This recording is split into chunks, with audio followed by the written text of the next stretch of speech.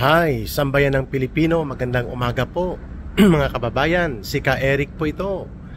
Napaaga ako ng dating dito sa International Airport natin, sa Terminal 1. And I'm about to join the delegation and gathering of different Filipino community leaders sa Canada, sa Toronto. Ang flight ko po is mga 5 hours from now.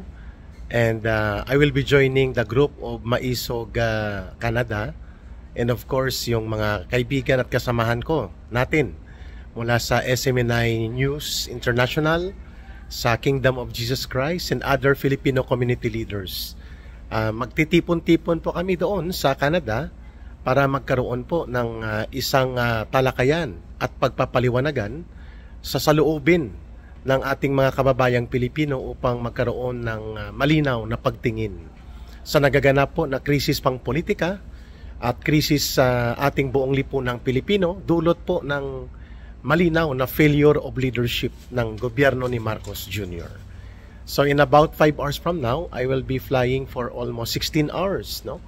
At nagagalak tayo at excited at the same time na makakahalubilo natin at makakadaupang palad, ika nga, yung ating mga kababayang mga Pilipino at iba't ibang mga support groups di doon sa Canada, sa partikular sa Toronto.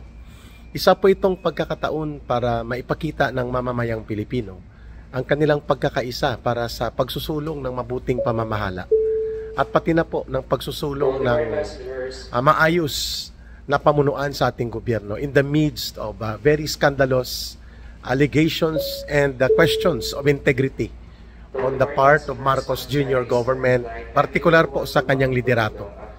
At malinaw po na maririnig ninyo yung voice over sa mga advisory mula dito sa pamunuan ng airport. At tayo po ay magkakaroon ng 3 o 4 na araw na mga schedules doon sa Canada. At iba't ibang Filipino community leaders po ang magtitipon doon. At ang tema nila ay ang pagsusulong at pagkakaisa para maitaguyod ang mabuting pamamahala, totoong pagbabago at tamang direksyon ng pag-unlad ng lipunang Pilipino sa pamamagitan po ng pagdemand ng accountability, transparency, and real and sincere good governance sa namumuno ng bansa, partikular po kay Pangulong Marcos Jr.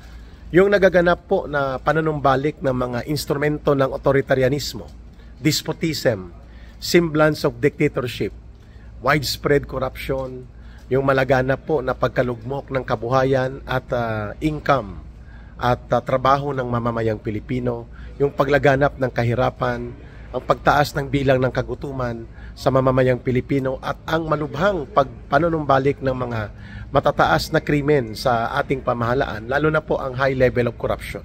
Lahat ng ito po pag-uusapan doon sa iba't ibang mga Filipino community leaders and community groups na magtitipon sa Toronto, Canada at mga karatig na lugar dito sa Canada.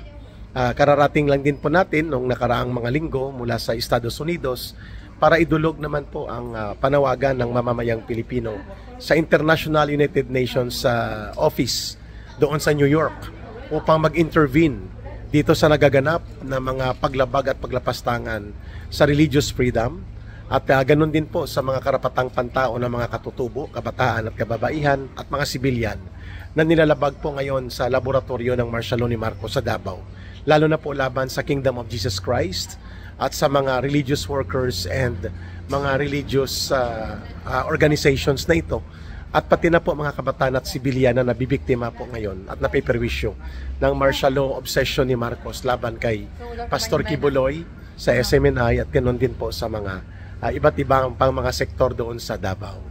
All of these are mga seryosong kaganapan sa ating lipunan at bahagi po ito ng paglalakbay natin para sa katarungan at katotohanan at tunay na pagbabago kasama ang buong sambayan ng Pilipino.